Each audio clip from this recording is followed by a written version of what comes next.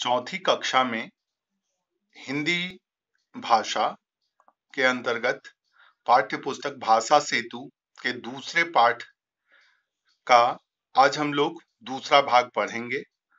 कहानी का शीर्षक है सच्ची मित्रता। कल हम लोग पढ़े थे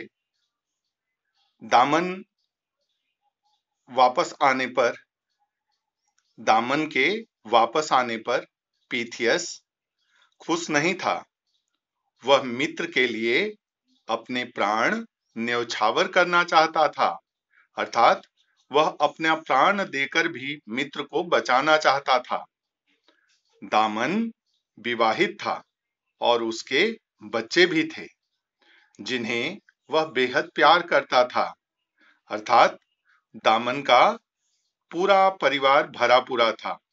परंतु पीथियस अविवाहित था, इसलिए उसे कोई तकलीफ नहीं थी और वह फांसी पर चढ़ने के लिए तैयार भी था।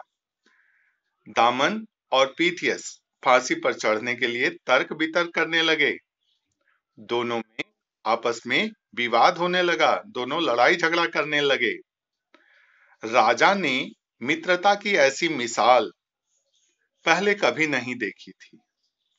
कुछ देर तक वह दोनों को मंत्र मुग्ध होकर देखता रहा, अर्थात दोनों की लड़ाई को वह ध्यान से देखता रहा।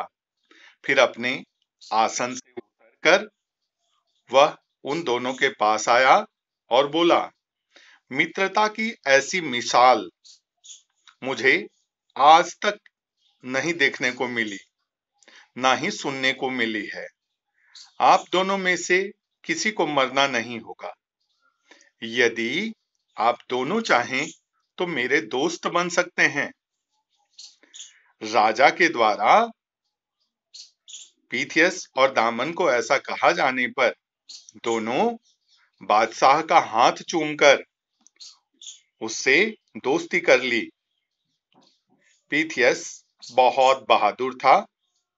उसकी वीरता की अनेक कहानियां हैं और केवल यूनान तक नहीं बल्कि सारी दुनिया में उसकी कहानियां पढ़ी और सुनी जाती हैं।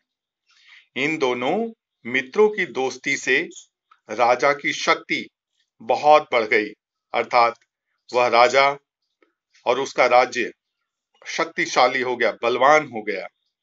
राजा ने उनको अपने दरबार में ऊंचा से ऊंचा पद देना चाहा, परंतु दोनों ने उस पद को लेने से इनकार कर दिया, अर्थात वे दोनों किसी भी तरह का पद नहीं चाहते थे।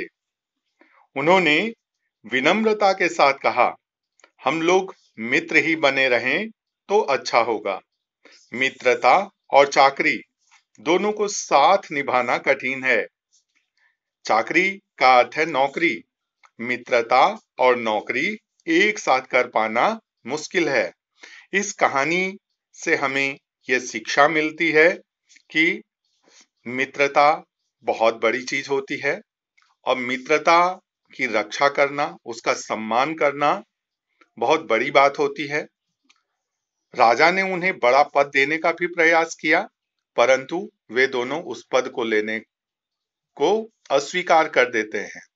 इससे पता चलता है कि दामन और पीथियस बलवान भी थे, शक्तिशाली थे, बुद्धिमान थे और मित्रता को उन्होंने सबसे ऊंचा स्थान दिया था। धन्यवाद।